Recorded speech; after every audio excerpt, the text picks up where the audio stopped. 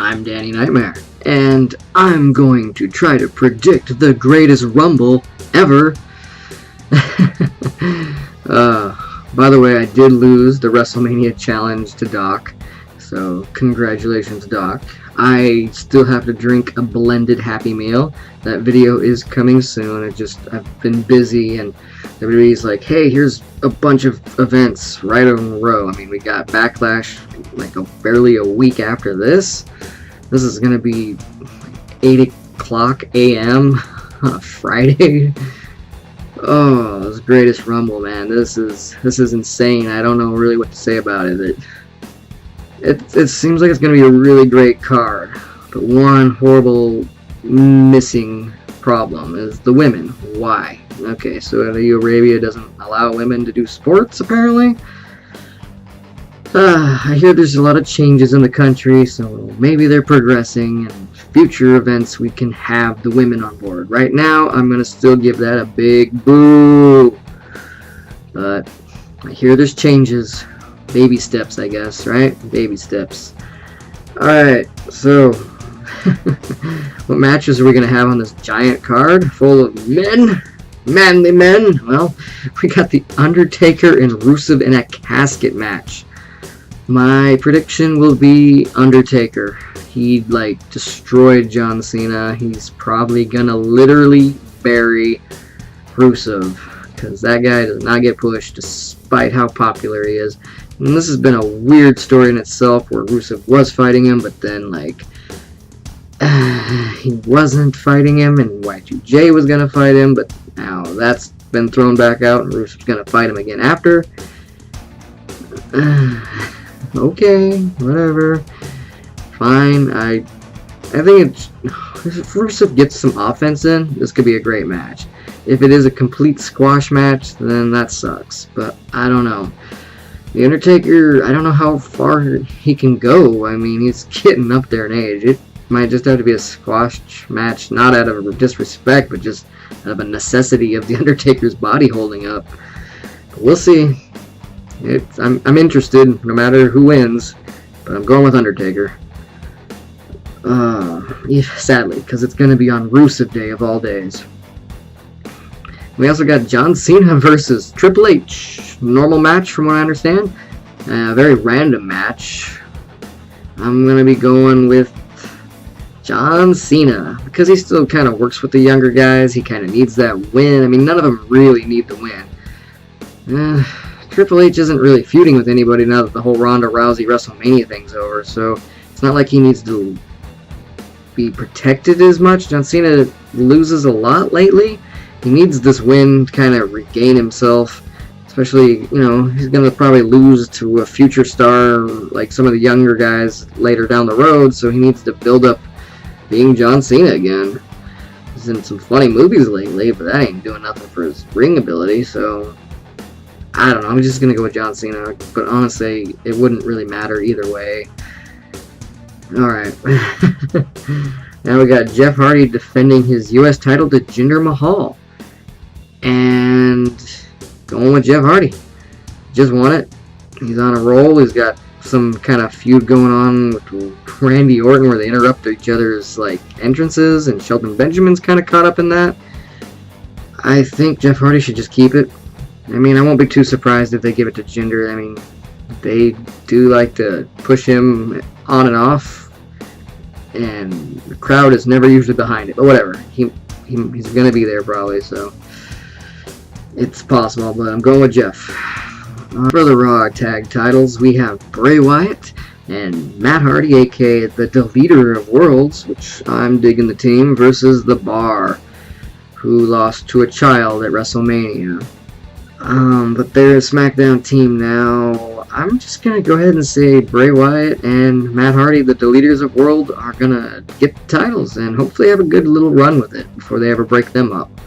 And now for the SmackDown tag titles, we got the Bludgeon Brothers versus the Usos. I'm just going to say the Bludgeon Brothers are going to retain. The Usos got a singles victory because Naomi's entrance startled one of the Bludgeon Brothers.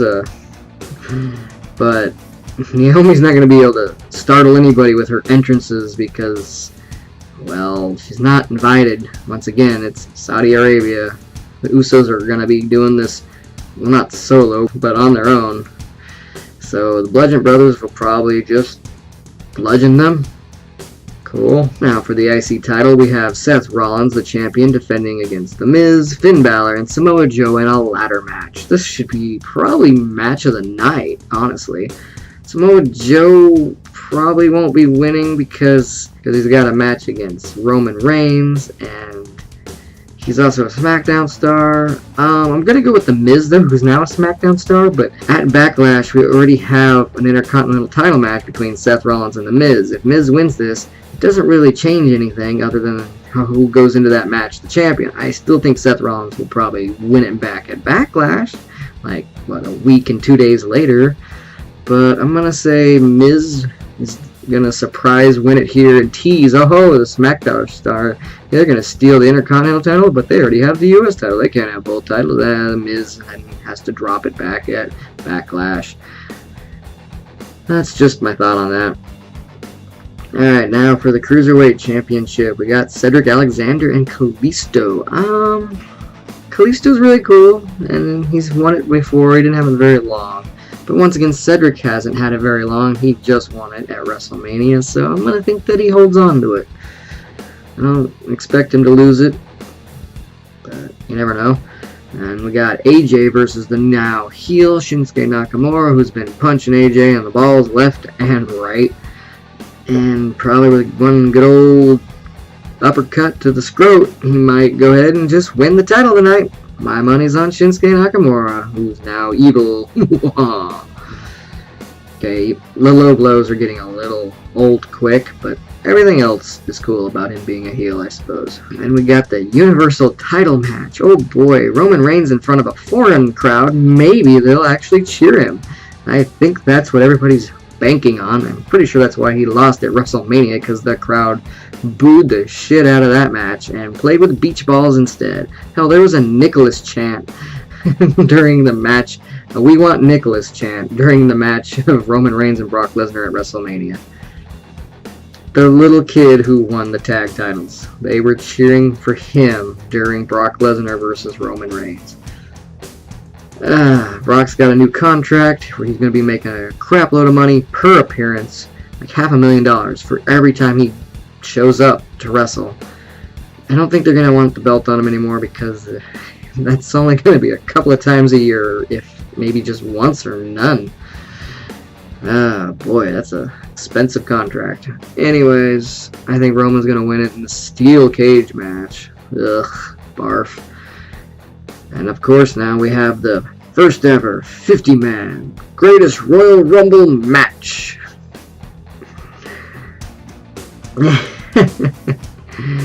Okay, we get 10 picks on this for me and Doc.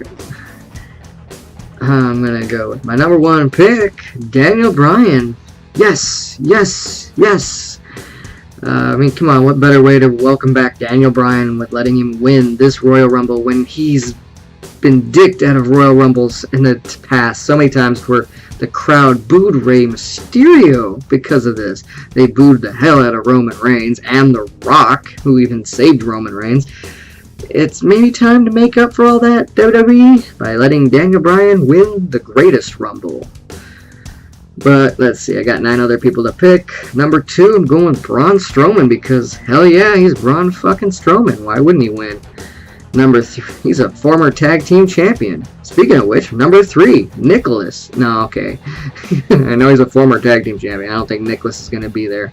So my real number 3 is going to be Bobby Lashley. I think Bobby Lashley might have a chance. He's made a recent debut, and I think they're going to be pushing him pretty strong, so he could win this.